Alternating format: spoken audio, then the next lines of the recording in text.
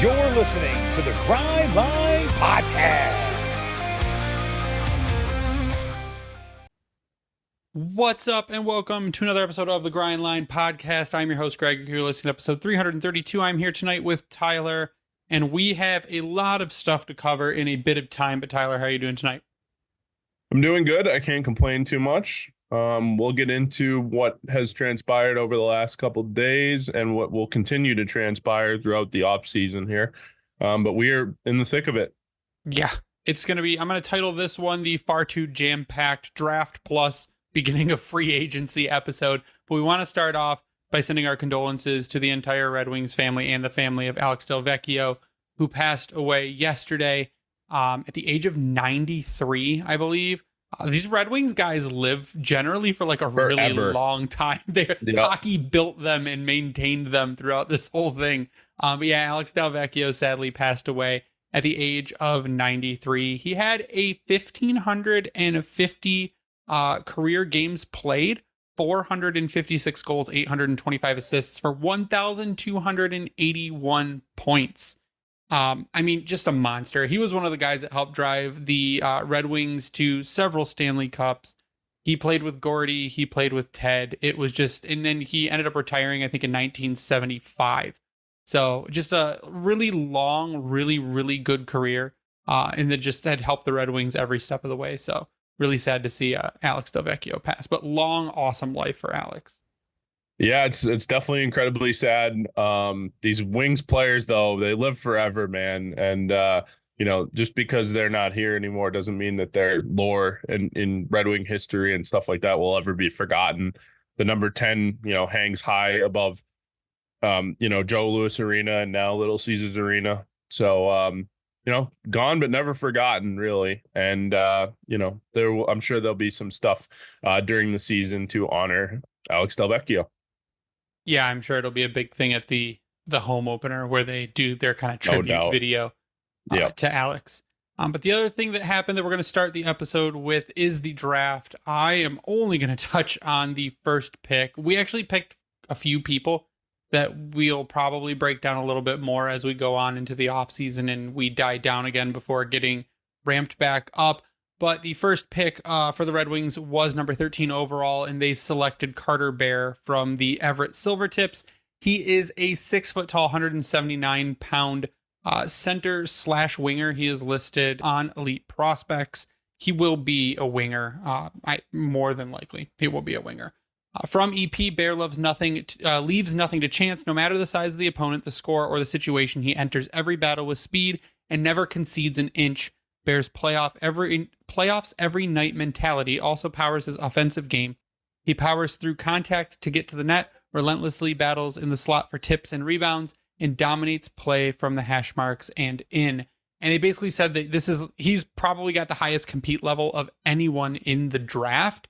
Last season in 56 games played, he had 40 goals and 42 assists for 82 points.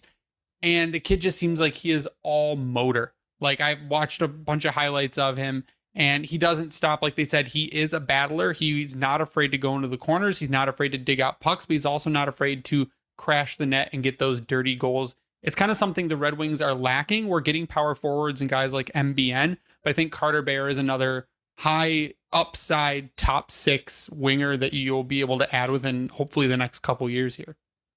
Yeah, I think it's one of those picks to me that at first I was like, I wasn't disappointed because I typically tip my cap to Steve Yzerman when it comes to the draft. That's certainly one thing that he really hasn't missed on, or at least, knock on wood to this point, really hasn't missed on, especially first round picks.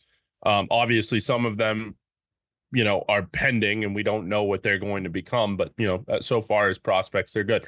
Now, at first, was kind of weary about it. And then the more video I've watched of him and the more I've heard people talk about him, it's more of like a Mo Sider situation. Like, you got a guy at 13 where, in another draft, he may have gone even higher.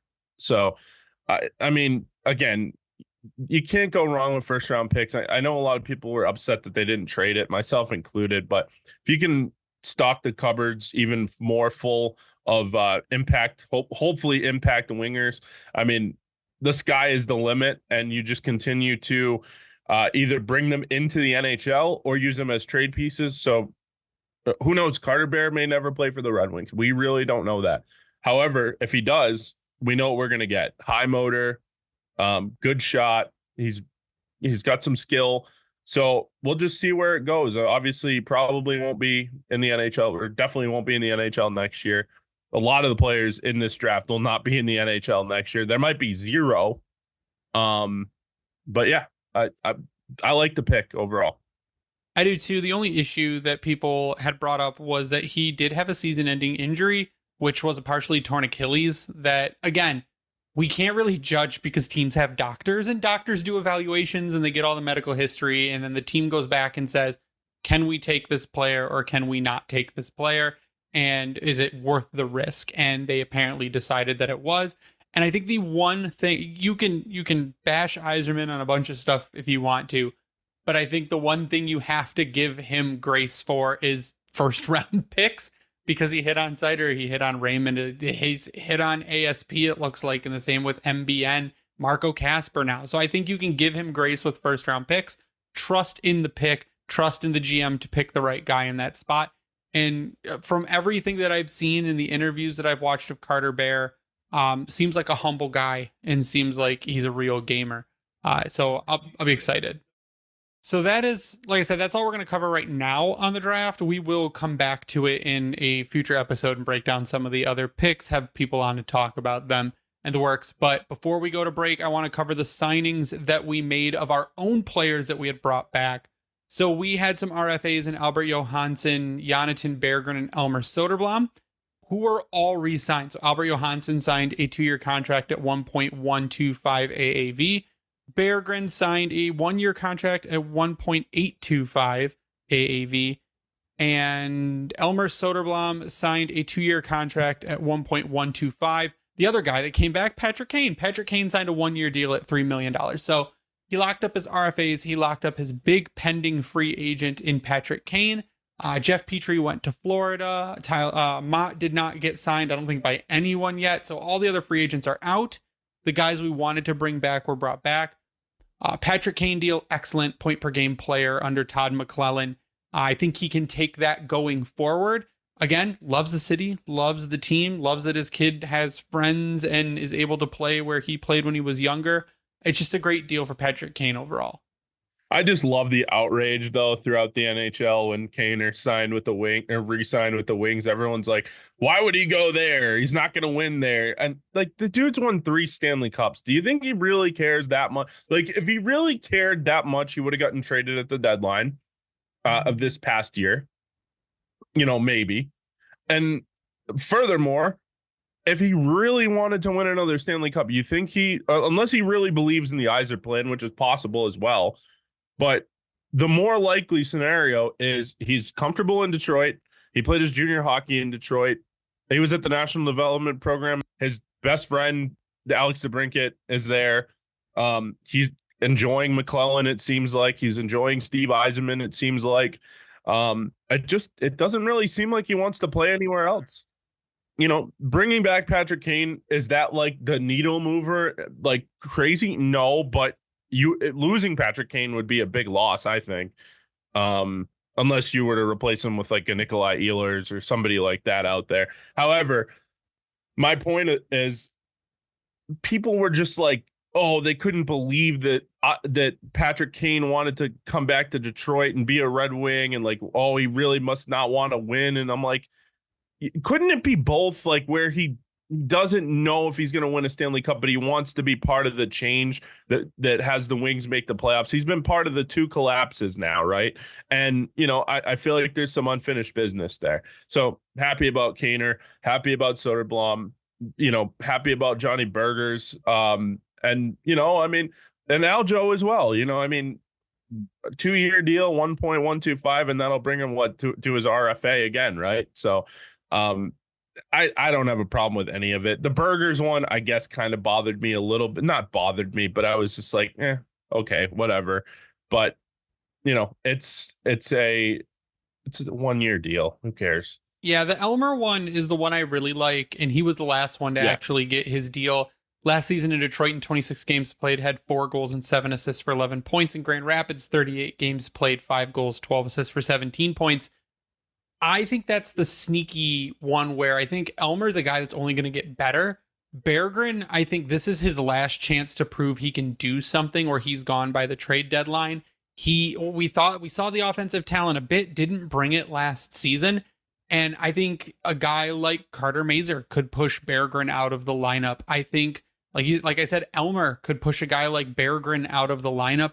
So I think he's going to have to work extra hard to cement his place here if he wants to keep playing here. And the offseason's not over. And Stevie does love a sign and trade. He did the same thing to Anthony Mantha, where he signed him to a deal and kicked him out of town. So I think there's still a chance that a guy that he has signed recently gets traded before the offseason is over. Albert is another one that I really love in this deal. That Albert, he's a guy that proved he can be a second pair defenseman, which is really interesting. I think you could, if you wanted to, flex him up to a top pair at points and play him next to Mo Seider. He shut down Connor McDavid, which is probably the hardest assignment in the entire league right now.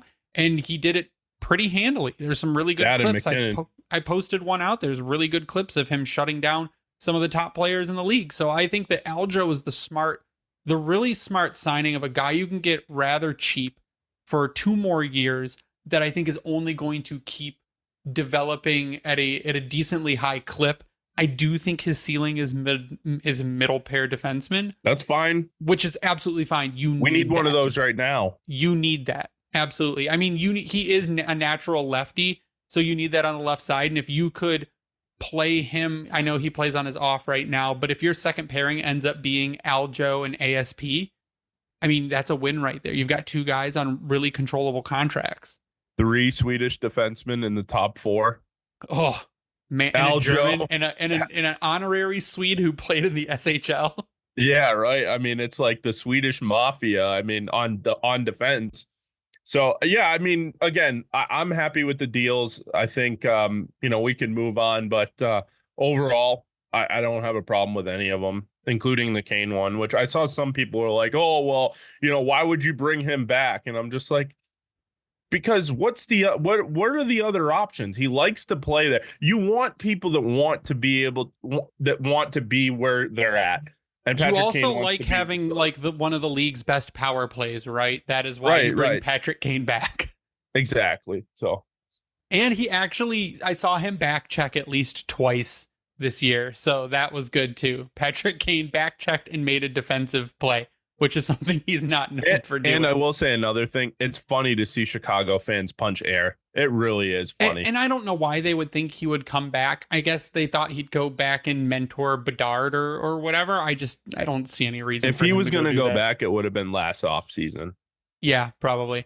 We're going to do real quick. We're going to take a break. We'll be back. We're going to break down the blockbuster. Well, I'm going to air quotes blockbuster. It was the blockbuster trade of the draft and free agent signings that Steve Yzerman has made so far, because I don't think he is done. So we're going to take a break. Couple words from our sponsors. We'll be right back. During our quick break, I just want to tell everyone about something that's totally changed my mornings. Strong Coffee Company. If you're like me, you love your coffee, but you also want it to actually do something for you. This is the upgrade you've been looking for. Strong Coffee isn't your average cup of joe. It's an all-in-one instant blend made for people who care about their health and performance. You're getting 15 grams of grass-fed protein, 5 grams of MCTs for long-lasting energy, and adaptogens like ashwagandha and L-theanine to help you stay calm, focused, and productive without the jitters or crash. The black blend is bold and smooth, made from organic fair-trade Arabica beans, and their lattes, they've got collagen, hyaluronic acid, healthy fats, the works.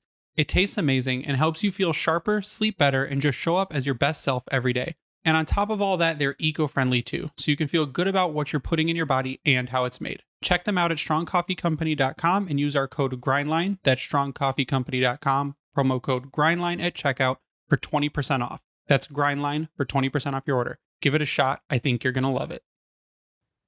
And we're back, and we are going to start with what the guys on TSN called the blockbuster trade of the draft.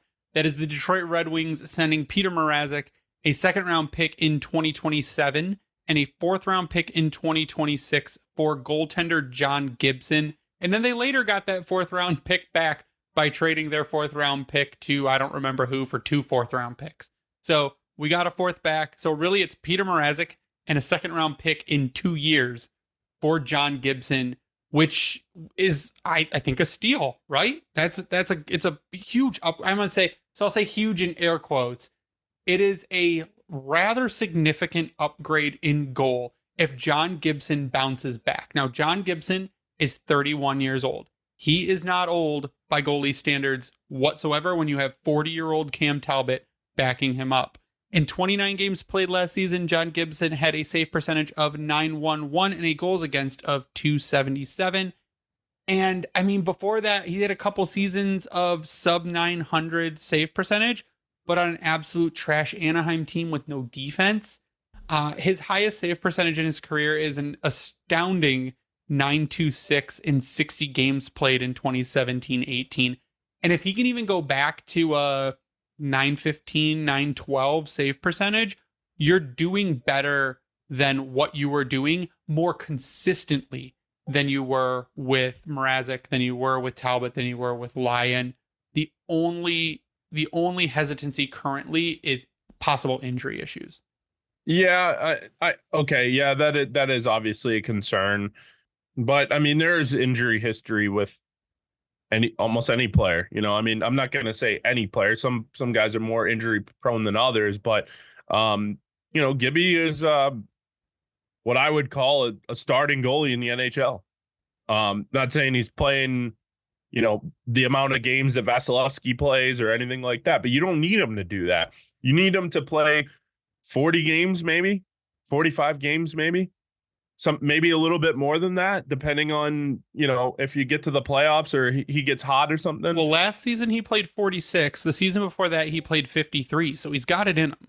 Yeah, he's got it. Of course he's got it in him. He was a top prospect, good World Junior goalie. He was supposed to be the goalie of the future for Anaheim, and he was a pretty damn good goalie. And then the only silver lining is that Lucas Dostal kind of came out of nowhere, and you know, he's taken the reins in Anaheim, so they wanted to clear the cap space, and they did, as we did with Tarasenko. But Vladimir Tarasenko gone for future considerations with no retention. Beautiful move by Steve Yzerman. Beautiful move by Steve Yzerman. In case you guys forgot that Steve Yzerman is still Steve Yzerman. But the Gibson thing, it's a major upgrade on what you've had the last, probably since Jimmy Howard.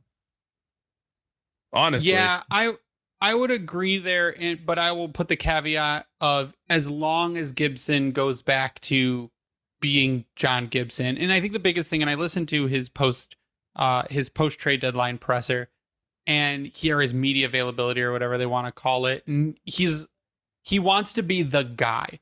And like you said, Dostal took over in Anaheim, and he was playing backup. And a guy like that with his ability, I think needs that starter net, needs the confidence to know that he's the guy, he's the one being relied on. Maybe it's the little bit of more pressure that gets him going, and he's going to get that. He says he's excited for the chance. He's been in trade. And that's the other thing, is he's been in trade rumors for the past 4 seasons. Yeah, maybe now. Even longer than that, honestly. The Ducks. And that's got to be nerve-wracking as a player, to be consistently unsure of whether you're going to be staying or going.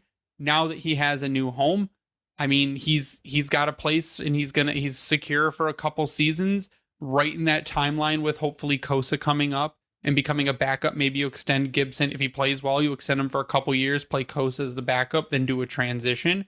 And I think that falls right in line with his age progression. Well, that too, but I think this falls in line with the age progression of Gibson as well. So by the time he's 35, maybe him and Kosa switch positions, or a trade comes in and you've got a good trade piece as long as he's still playing well. So it's a overall really good move by Yzerman, who said this offseason there was rumors the entire time that Yzerman was looking for an upgrade in net.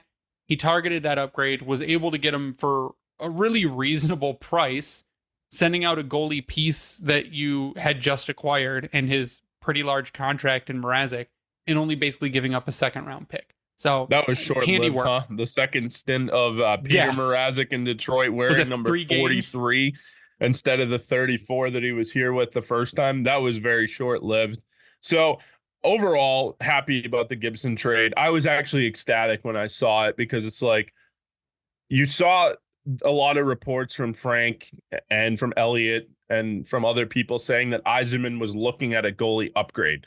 But there was no link to Gibson. There was no link to Jake Allen. There was no link to anybody. It was just that was the statement. And then just during the draft, all of a sudden, Detroit acquired. I think the Wings were the ones to announce it, that John Gibson got traded to Detroit for Peter Mrazek, a second and a fourth, which now we've gotten a fourth. So you're right. It's just Mrazek and a second from 2 years from now. Who cares? Yeah, it's going to be an insignificant second round pick, hopefully in a couple of seasons. The next move that the Detroit Red Wings made was that they signed defenseman Jacob Bernard Docker to a 1-year deal that was worth $875,000. Initially, I thought this might be an AHL deal.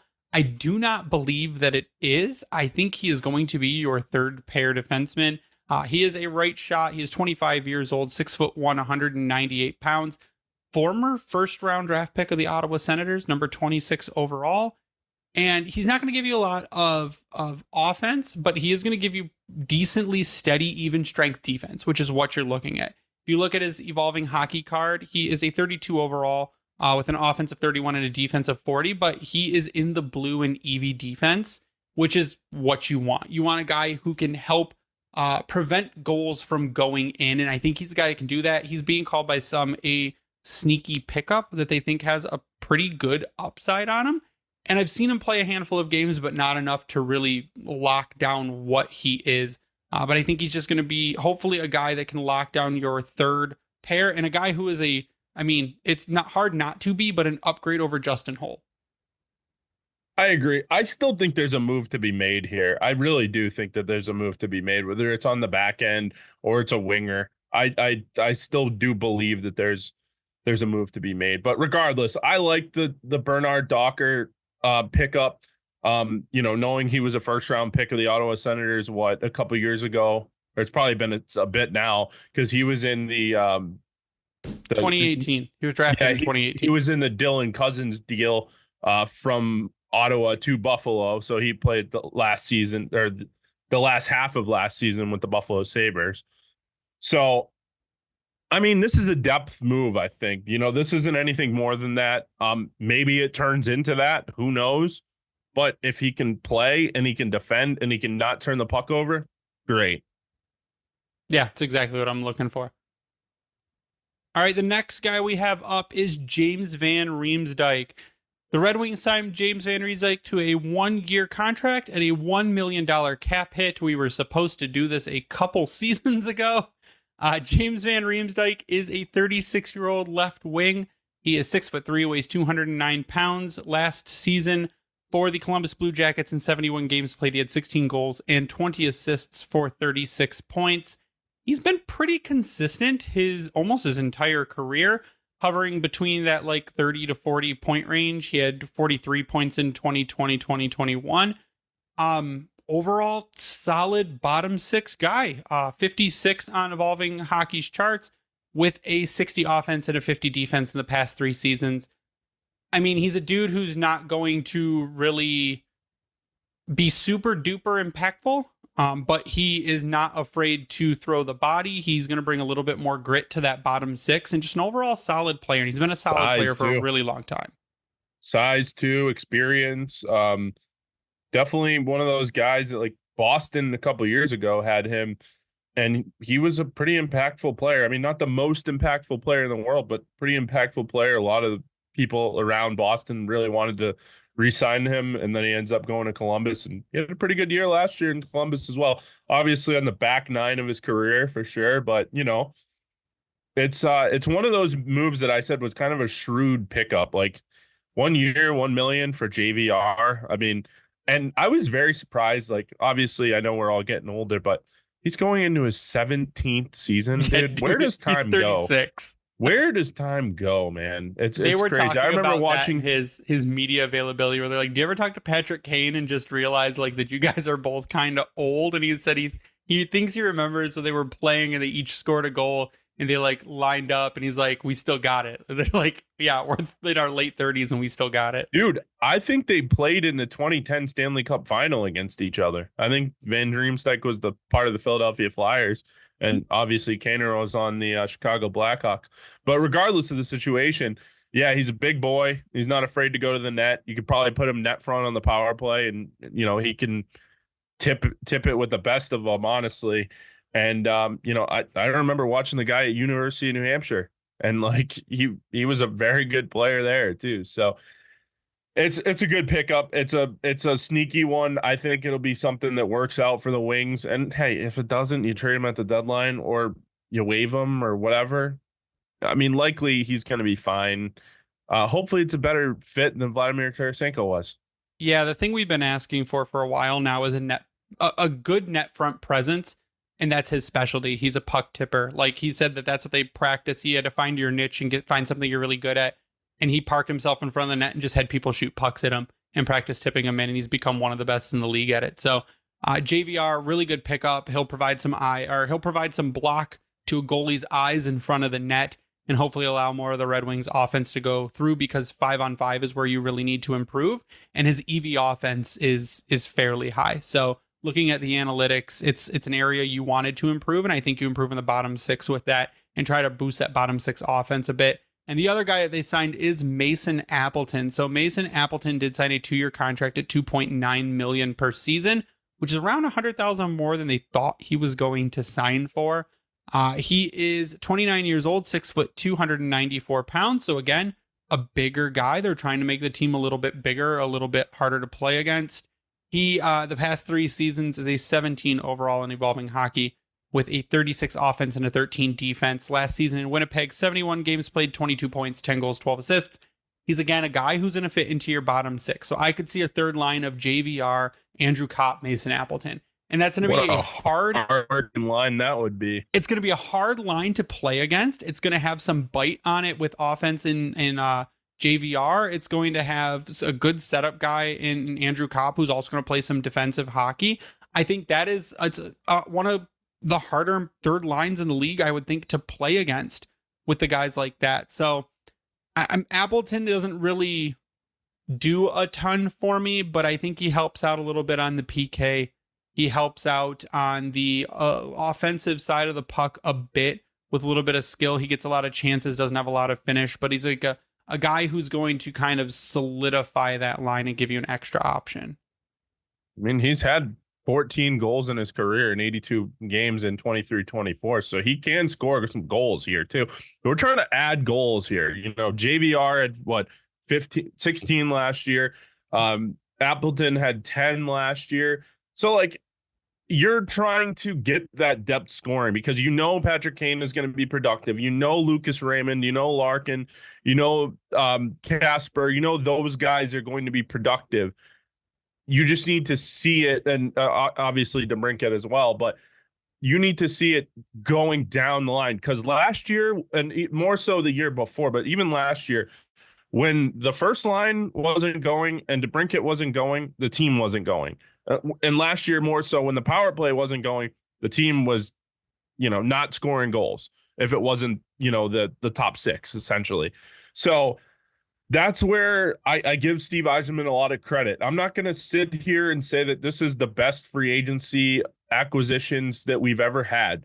But you know what? Sometimes it doesn't have to be. Sometimes it's just and I don't think he's done, by the way. I think, you could still slide in Nikolai Ehlers. Or somebody like that. It may not be him. The Red Wings have about that is allowed, by the way. $14 million. What was that? That is allowed, by the way, to make a trade. Like, I think a lot of people are like, "Oh, he's done. He's not going to do anything. Free agent." I'm like, chill out a little bit. Like, I don't absolutely adore everything that was done, but at the same time, as a sports fan, you're going to be critical because you haven't made the playoffs in 9 years, right? So, like, the goal is to make the playoffs. The goal is to get some experience with the younger guys. And I think with a full year of McClellan, if there are no other moves made, let's just assume that there aren't.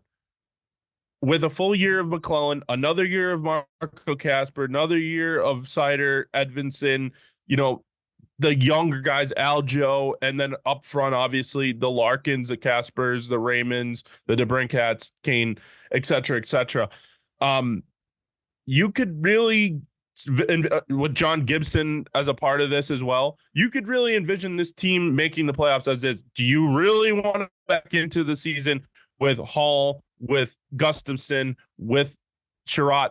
Probably not. At the end of the day, they made some moves. Hopefully they work out. And I still don't think that they're done. And I don't think you do either, right? No, I agree. I think the big thing that ruined free agency was the Vegas Golden Knights and the Florida Panthers. Also a bunch of teams that re-signed their guys that we thought were going to go to free agency, like Brock Besser. Florida, we thought they were going to get rid of Ekblad, and they didn't. We thought they were going to let Marchand walk, and they didn't. Teams locked their guys up that we didn't think were going to get locked up. Good luck with that, by the way. It made for a really boring free agency, but the Red Wings still have about $14 million in cap left after they are going to send 2 forwards probably to Grand Rapids. So you're looking at about $14 million in cap left. So like you said, Ehlers is still out there. By the time I post this tomorrow, he probably will not be. But there's trade targets. Again, go back to Dallas and ask what they want for Robertson.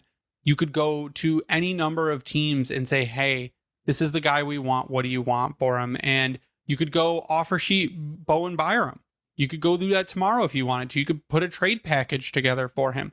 There are still going to be options out there that you can go look at. It is a long offseason, guys. We have until Adams September. Is a bad general manager. Yeah, well, we have just remember that till September to do these things, and even past September to try and do these things. So let's all calm down a bit. Like you said, none of the moves were blockbuster like free agent signings, but there really weren't any blockbuster free agent players available. Mitch Marner, that's it. Yeah, and he had already made up his mind by that point. So tampering, by the way. But hold on, chill out. Let's cut the doom for a bit. We improved a few areas of the team that needed to be improved. Are there a couple left? Yes, but there will also be internal development in the team. So we're not doomerism yet. Steve Yzerman still has a few days to win me over on trades and maybe another signing or so, because Orlov's still out there. Jack Roslovic's still out there. There are still some names on the board, and I think they're waiting for Ehlers to fall. So Tyler, I'm going to get your final thoughts before we sign off tonight. Yeah, my final thoughts are I wouldn't freak out too much just yet. And if there aren't any moves made, I think that's just, Steve Yzerman telling the fan base and telling the team, I believe in you. I believe in the young guys. And I believe in coaching. I believe in coaching. I believe in what we have here as a program, or in college football, as they call it, a program. I believe in you guys. Go out there and make the playoffs. I made some small changes other than John Gibson. Go out there and make the playoffs. We'll see what happens. Steve Yzerman tends to give us a present under the tree every once in a while. Hell, we could be done recording this and Nikolai Ehlers drops in our lap. Who the hell knows? I don't know. I wouldn't count on it, but you don't know. Other than that, you can follow me on Twitter at SealDog91. Those are my final thoughts.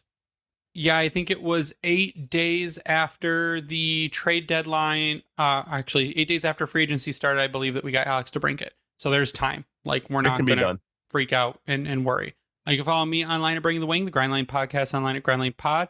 Give a shout out to the Hockey Podcast Network and thank them for hosting us and spreading us around. Vintage Detroit, which is the only place you should get your Detroit jerseys from, and Worked On It, where we have an exclusive t-shirt collection. If you go there, click the Keep It Local tab and click the Grindline Podcast. You'll find all our designs there. And you can go sub to us on YouTube, turn on those notifications. You'll be notified whenever an episode goes live. But that is going to do it for us tonight. So for Tyler, I am Greg. You stay classy, Hockey Town.